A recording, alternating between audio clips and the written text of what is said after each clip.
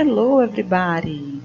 Na nossa aula de hoje, nós vamos falar um pouco sobre adverbs, ou seja, advérbios. Alguém lembra o que é um advérbio? Bom, trouxe uma definição em inglês aqui para vocês. Adverbs, they add more information about a verb, an adjective, another adverb, a clause, or a whole sentence, and less commonly about a noun phrase.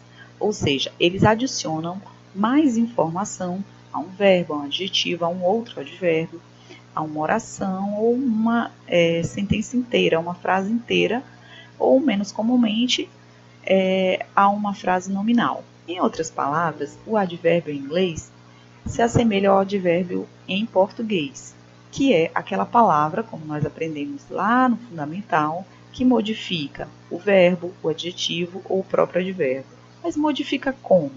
Vou dar um exemplo em português para vocês. Quando eu digo Maria é bonita, ou Maria is beautiful, quando eu acrescento muito, Maria é muito bonita, esse bonita que é um adjetivo, ele agora se intensificou pela palavra muito.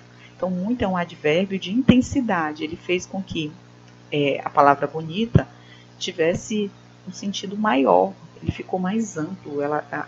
Uma beleza aumentou um pouco da intensidade do que se queria dizer. Tá? Então, Maria é muito bonita. Ela não é apenas bonita. Então, esse muito, ele modificou o sentido do adjetivo bonita. Então, em inglês seria Maria is very beautiful. E o very seria, então, o advérbio de intensidade.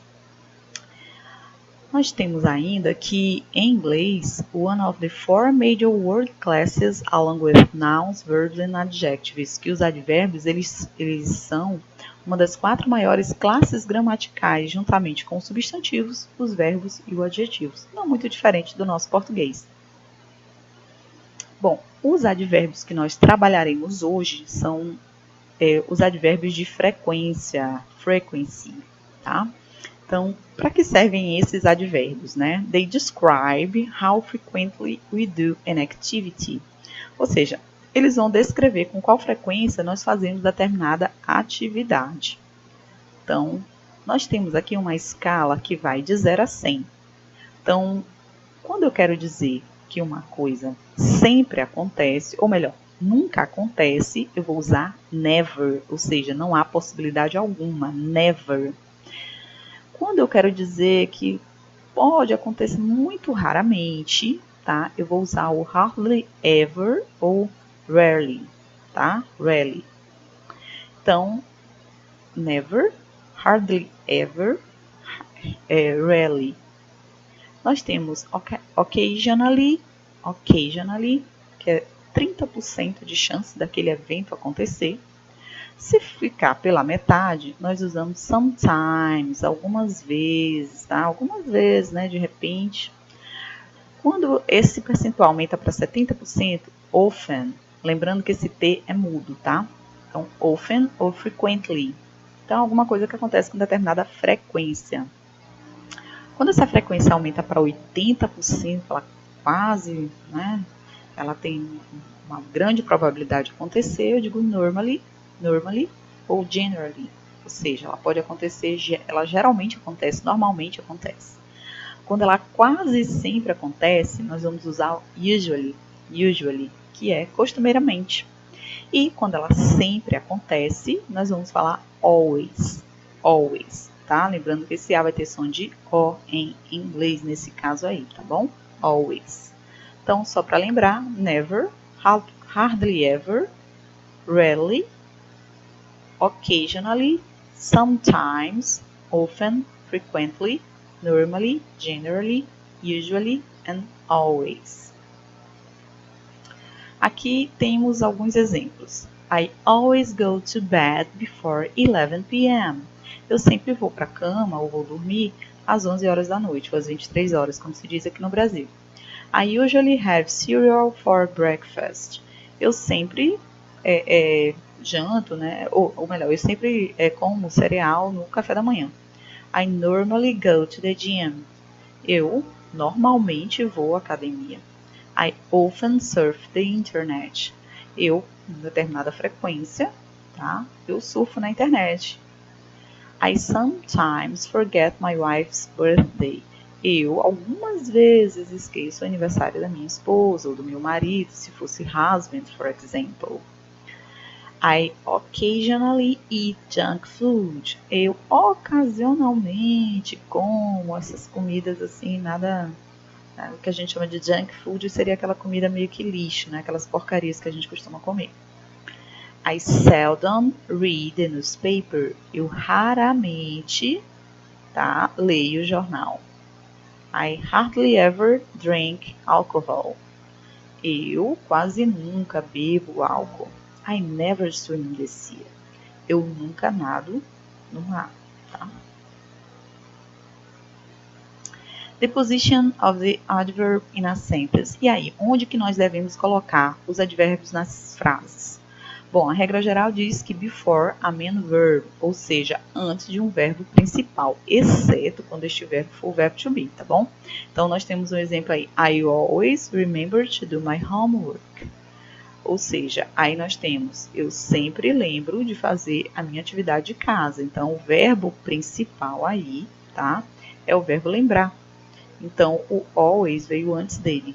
He normally gets good marks in exams. Ele sempre tem boas notas nas provas. Então, esse tem aí é o gets. Então, normally vem antes dele, que é o verbo principal, the main verb. Bom, mas e se nós tivermos o verbo to be? Bom, se o verbo principal for o verbo to be, ele vai aparecer after the verb to be. Então, depois do verbo to be. Então, they are never pleased to see me, tá? They are never pleased to see me. Então, nós estamos vendo aí o verbo to be, que é o are, tá?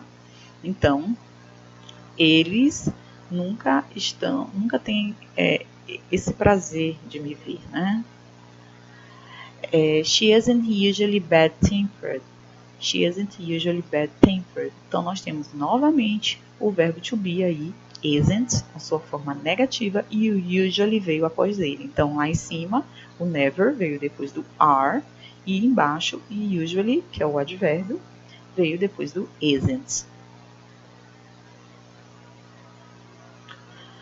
A posição do advérbio ainda, tá? Quando nós temos verbos auxiliares. Então, quando vocês encontrarem esses verbos auxiliares, have, will, must, might, que são alguns desses verbos são modais, né? No caso do must, might, could, would, can, o advérbio ele vai ser colocado entre o verbo auxiliar e o verbo principal. Então, havendo um verbo auxiliar e um verbo principal, o advérbio ficará no meio deles, tá bom? She can sometimes beat me in a race. I would hardly ever be unkind to someone. They might never see each other again. They could occasionally be heard laughing. Então, olha só, vocês estão vendo aí que sometimes, hardly ever, never, occasionally, eles estão vindo entre o verbo principal e um verbo auxiliar, tá bom? Então, o verbo auxiliar da primeira frase é o can e o verbo principal, beat. Na segunda frase, nós temos o would e o be. Na terceira frase, nós temos como verbo auxiliar o might e o principal see.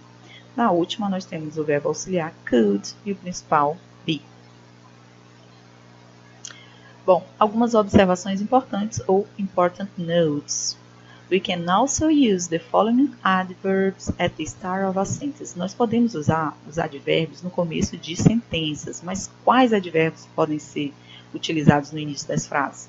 Usually, normally, often, frequently, sometimes, occasionally, tá? Então, um exemplo, occasionally, I like to eat Thai food. Então, ocasionalmente, eu gosto de comer comida tailandesa. Então, vocês estão vendo que eu comecei com o advérbio sem problemas, tá? But we cannot use the following at the beginning of a sentence. Quais desses advérbios você não pode usar de forma alguma no início de frase? Always, seldom, rarely, hardly ever and never, tá? Então, esses advérbios aí de baixo, eu tô vendo aqui que tem uma vírgulazinha aqui, mas aqui não tem vírgula, é uma coisa só, hardly ever, tá? Então, vocês não podem começar uma frase com esses advérbios. E, continuando, nós temos frases aqui ainda de exemplos do we use hardly ever, and never with positive, not negative verbs. Então, vocês não podem usar essas duas expressões que já têm teor negativo, tá? Em frases negativas. Vocês têm que usar em frases afirmativas. For example, she hardly ever comes to my parties. Ela raramente, tá? Ela quase nunca vem para as minhas festas. Tá? Eu não posso dizer ela não vem quase nunca para as minhas festas, como a gente faz em português. Isso é errado, tá bom? A gente tem que usar na frase afirmativa. They never say thank you. Eles nunca dizem obrigado. Eu não posso dizer eles não, nunca, tá bom? Tem que ser na negativa. We use ever in questions and negative statements. Have you ever been to New Zealand? Então, olha só, nós usamos o ever para frases que estão na interrogativa ou na negativa, tá? Outro exemplo, eu já dei da interrogativa. I haven't ever been to Switzerland, tá? A mesma coisa, I have never been to Switzerland, ok? Bom, essas aqui são as nossas referências. Espero que vocês tenham entendido. Bye, bye. See you.